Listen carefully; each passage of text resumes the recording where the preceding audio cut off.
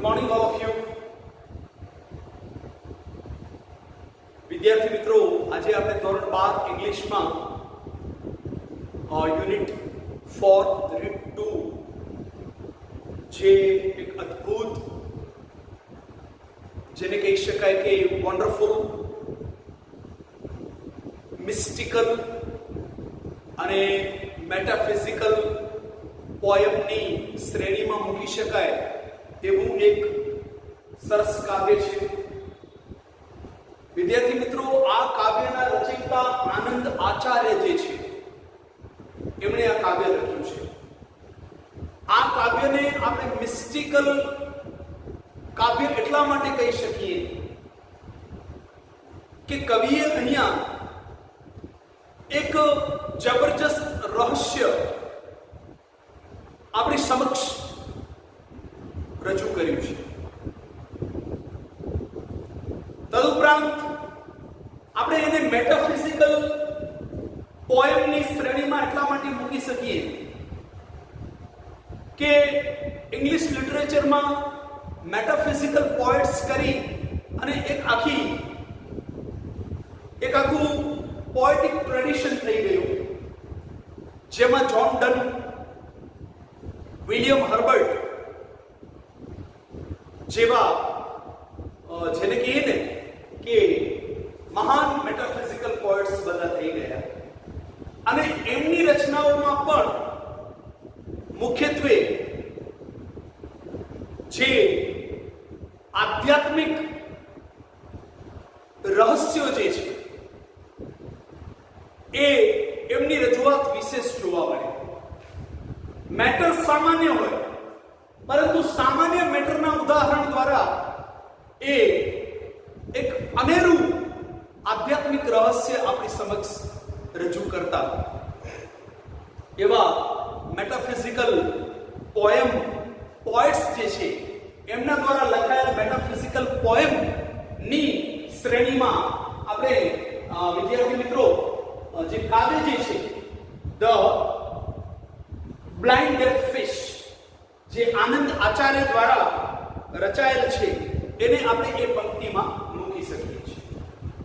તો આપણે આ કાવ્યને મિસ્ટિકલ પણ કહી શકીએ છીએ, mystical poem as well as we can say it metaphysical poem too. બરાબર. હવે વિદ્યાર્થી મિત્રો, આ કાવ્યનો ટૂંક સાર જો હું તમને કહું તો એવો છે કે અહીંયા કવિએ વિવિધ રૂપકો અને પ્રતીકો દ્વારા સમજાવ્યું છે. શું? તો કે ઈશ્વરનું અસ્તિત્વ આપણને સમજાવ્યું છે. બરાબર.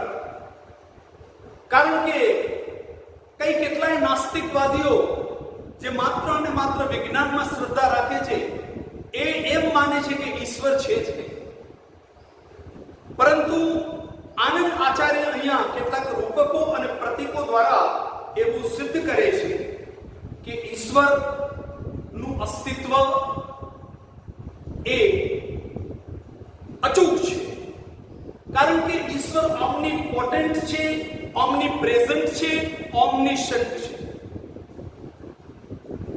સાથે સાથે એ આપણા સૌનું આધુનિક જીવન જે છે એ બ્લાઇન્ડ ડેફ ફિશના રૂપક દ્વારા સમજાવે છે કે આપણા સૌનું જીવન એક બ્લાઇન્ડ ડેફ ફિશ જેવું છે, અંધ, એવી મૂંગી, બહેરી એવી માછલી જેવું જીવન છે. કઈ રીતે? તો કે આપણે ક્યારે પણ જે આ પ્રકૃતિની પહેલે પાર ઈશ્વરનું અસ્તિત્વ જે છે તે, એનું સંગીત જે છે તે, એની એક પ્રકારની જેને કહીએ ને કે પ્રાકૃતિક જે સૌંદર્ય જે છે, નેચરલ બ્યુટી, એના દર્શન આપણે કરતા જ નથી. એટલે આપણી પરિસ્થિતિ કંઈક બ્લાઇન્ડ ડેફ ફિશ જેવી છે. બરાબર. આપણને જીવનનો કોઈ હર્ષ નથી અને મૃત્યુનો કોઈ શોખ નથી. એટલે અહીંયા કવિ કઈ 2 થી 3 રૂપકો દ્વારા, જેમ કે વિદ્યાર્થી મિત્રો ગુફાના સંદર્ભમાં, નદીના સંદર્ભમાં, જે પથરાળ કિનારો જે છે નદીનો એના સંદર્ભમાં, માછલીના સંદર્ભમાં, પેલો વૃદ્ધ જે છે એ કશુંક ગૂંથી રહ્યો છે અને ગીત ગાઈ રહ્યો છે એના સંદર્ભમાં એવા રૂપકો અને પ્રતીકો દ્વારા આપણને કવિ કંઈક ને કંઈક શીખવે છે, સૂચવે છે. જોઈએ, મેં કાવ્ય તમારા માટે બોર્ડ ઉપર લખેલું છે. હવે આપણે એનું પોએટિક એપ્રિશિએશન જોઈએ. વિદ્યાર્થી મિત્રો, થોડુંક સગવડતા ખાતર મેં એ કાવ્યને જે છે એ એકી સાથે લખી નાખ્યું છે વ્હાઇટ બોર્ડ ઉપર. કારણ કે જે રીતે પોએમ આપેલ છે એ રીતે જો લખવા જઈએ તો 2 વખત એ પોએમ લખવી પડે. માટે થોડુંક આપણી સાનુકૂળતા માટે અને આપણી સગવડતા માટે મેં પોએમને એકી સાથે બોર્ડ ઉપર લખી નાખી છે. તમે પોએમને જોઈ શકો છો. સાથે વિશેષ સમજૂતી માટે તમે પેજ નંબર 42 પર પોએમ આપેલ છે એના પર પણ કોન્સન્ટ્રેટ કરી શકો છો. In a dark cave flows a dark river. કોઈ અંધકારમય ગુફામાંથી એક ડાર્ક રિવર જે છે એ વહી રહી છે. And on its stony bank, અને એના પથરાળ એવા કિનારા પર there sits a man, કોઈ એક માણસ બેઠો છે. All as the sun, અને એ માણસ જે છે એ બહુ જ વૃદ્ધ છે. કેટલો વૃદ્ધ? as the sun, કદાચ સૂર્યથી પણ વધીને વૃદ્ધ છે. or older, weaving a yarn of rainbow, અને એ જે છે એ વૃદ્ધ જે છે પેલો એ એક યાર્ન, બરાબર? શું? યાર્નનો અર્થ થાય દોરો. એ દોરાઓ ગૂંથી રહ્યો છે અને જાણે એક રેનબો મેઘધનુષ્ય બનાવી રહ્યો છે. અર્થાત અહીંયા ઈશ્વરની વાત કરવામાં આવી છે, બરાબર? કે જ્યારે આપણે આકાશમાં મેઘધનુષ્ય જોઈએ છીએ, બરાબર, ત્યારે આપણે સૌ આશ્ચર્યચકિત થઈ જઈએ છીએ. તો એ રેનબોનો રચયિતા ઓર બીજો કોઈ જ નથી વિદ્યાર્થી મિત્રો, એ જબરજસ્ત પેઇન્ટર કે આર્ટિસ્ટ કયો, એ સિવાય પરબ્રહ્મ પરમેશ્વર, પરમપિતા, બરાબર, એવા ભક્ત વત્સલ કરુણા સાગર એવો એકમાત્ર પરમાત્મા છે, બીજો કોઈ જ નથી. એન્ડ હમિંગ અ સોંગ, અને પેલો વૃદ્ધ એક ગીત ગાઈ રહ્યો છે. Humming a song, but the blind deaf fish, પણ પેલી નદીમાં તરી રહેલી એક અંગ, એક બહેરી માછલી જે છે, that swim in the stream, એ નદીના ઝરણામાં તરી રહી છે. see neither yarn, એને નથી કોઈ દોરા દેખાતા, દોરા પૂછતો કોઈ વૃદ્ધ, કે નથી દેખાતો એને કોઈ વૃદ્ધ. nor hear its everlasting song, અને નથી દેખાતું એને એ કાયમ, એ શાશ્વત, એ અજર અમર કાવ્ય અને તેનું સંગીત. once again વિદ્યાર્થી મિત્રો, આપણે ફરી એકવાર હજુ એનું એક્સપ્લેનેશન જોઈ લઈએ, જેથી આપણે ખ્યાલ તમને સ્પષ્ટ, સચોટ રીતે અને સરળતાથી તમે સમજી શકો. સાથે સાથે હું પ્રતીકો અને રૂપકોનું પણ અહીંયા સ્પષ્ટતા કરતો આવું છું. એને ડાર્ક કેવ, હવે જો ડાર્ક કેવ જે છે એક રૂપક છે. આના દ્વારા કવિ શું કહેવા માંગે છે? ડાર્ક કેવ જે છે, અંધેરી ગુફા, એ આ એક સંસારનું સૂચન કરે કે આ સંસાર જે છે, જેને આપણે બહુ ભવ્ય માની રહ્યા છીએ, જેને આપણે બહુ અલૌકિક અને પ્રકાશિત માની રહ્યા છીએ, હકીકતમાં એ અંધકારમય છે. અથવા એમ કહી શકાય કે હકીકતમાં એના વિશે આપણે જેટલું પણ જાણવાનો પ્રયત્ન કરી રહ્યા છીએ એ સિવાય આપણી અજ્ઞાનતા કંઈ જ નથી. કારણ કે સાચે સાચું જ્ઞાન તો ઈશ્વરને જાણવામાં અને એથી વધીને કહો તો ઈશ્વરની પ્રતીતિ અનુભૂતિમાં છે.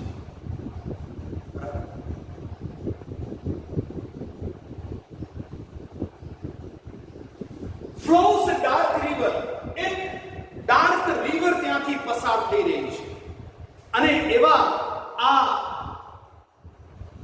અંધકારમય અથવા એમ કહી શકાય કે એવી આ ફાની દુનિયા જે છે, એવી આ ક્ષણભંગુર દુનિયા જે છે, એવી અજ્ઞાનતા રૂપી,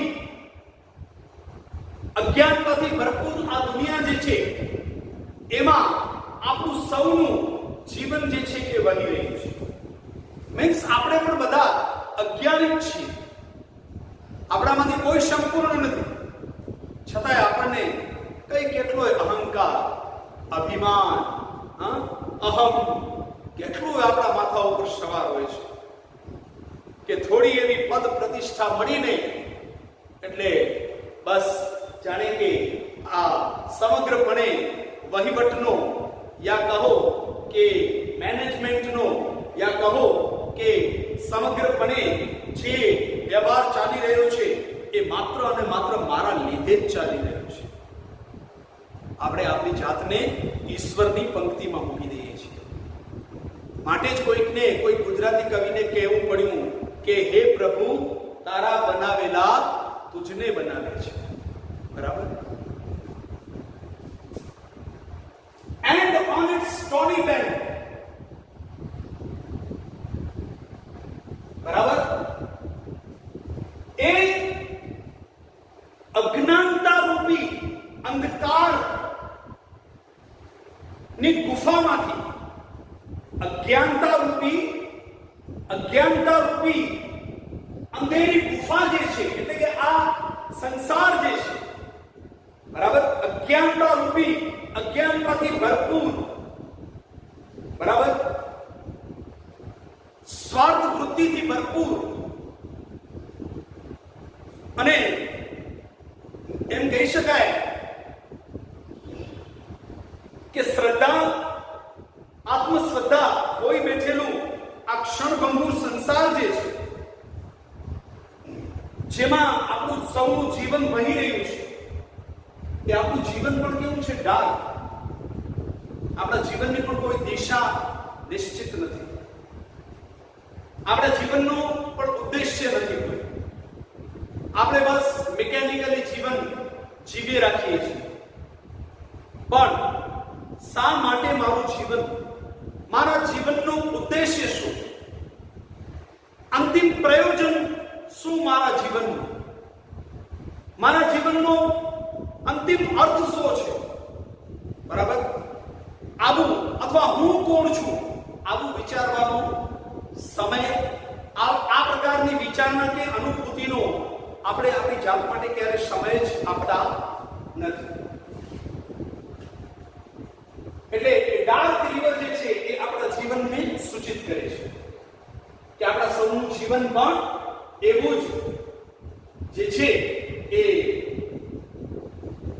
ક્ષણભંગુર છે, અત્યંત સ્વાર્થી છે, અત્યંત અજ્ઞાની, અહંકારી છે. બરાબર? શ્રદ્ધા, આત્મશ્રદ્ધા કોઈ બેઠેલું એવું મિકેનિકલ જીવન છે.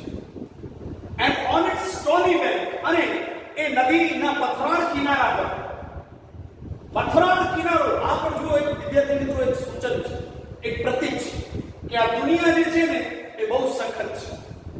આ સંસાર જે છે, આપણું જીવન જે છે એ બહુ જ સખત છે. સખત અર્થાત મુશ્કેલીઓથી ભરપૂર છે. વિડંબનાઓ, સમસ્યાઓ પારાવાર છે. એટલું સખત છે.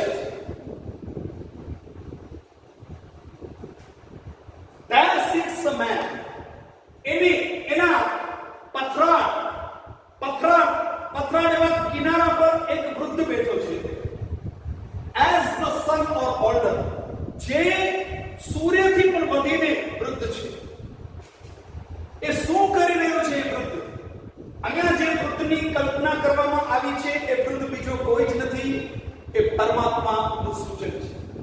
Weaving a yarn of rainbow, એ સરસ મજાનું મેઘ ધનુષ્ય ગૂંથી રહ્યો છે, બરાબર?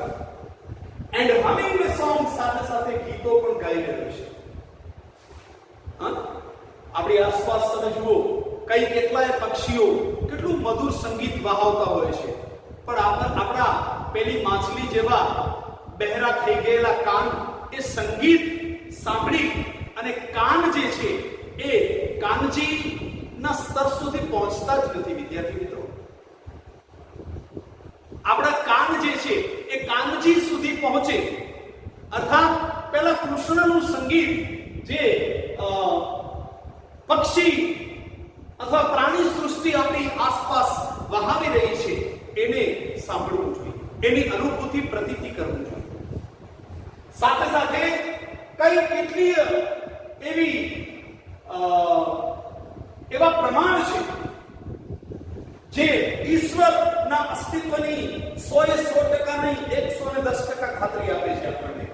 જેમ કે રેઇનબો, મેઘ ધનુષ્ય, બરાબર? એવું તો કઈ કેટલું છે, બરાબર? બગીચામાં નવપલ્લવિત કેટલાક પુષ્પો, બરાબર? સરસ મજાનો મંદ મંદ લહેરાઈ રહેલો પવન, બરાબર? આ બધું કઈ કેટલાક પ્રતીકો છે વિદ્યાર્થી મિત્રો, જે આપણને સતત ખાતરી કરાવે છે. પણ તે છતાંય આપણે ઈશ્વરના પ્રમાણ અને જેને કહીએ ને કે એના અસ્તિત્વ પ્રતિ આપણે ક્વેશ્ચન માર્ક ઊભું કરીએ છીએ.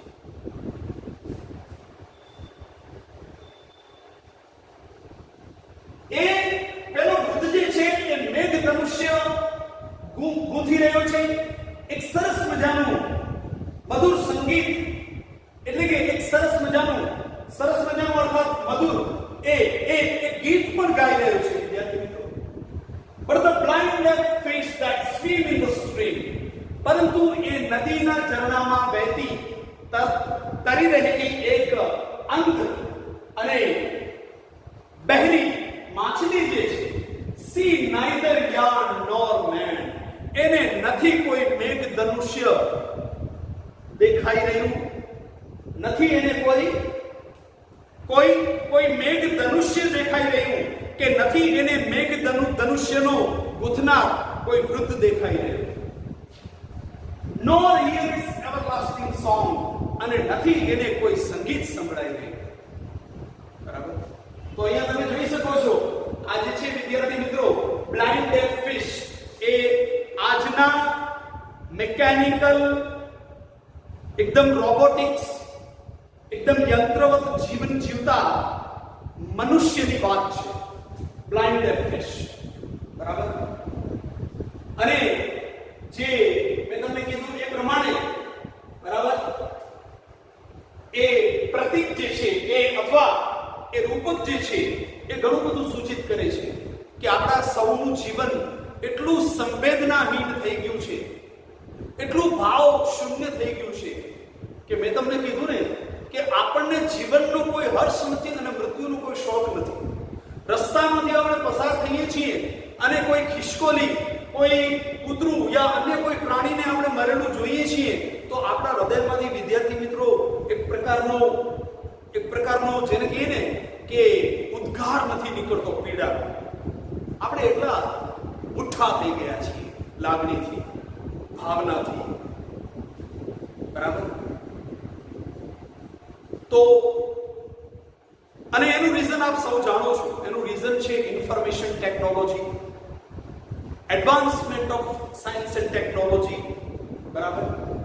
આપણે સૌ જે છે એ મગજથી તો એટલા બધા હોશિયાર અને ઉસ્તાદ બની ગયા કે આપણું જીવન ચલાવનાર હૃદય જે છે એના ધબકારા આપણે કેટલી વાર ચૂકી જઈએ છીએ વિદ્યાર્થી મિત્રો, બરાબર?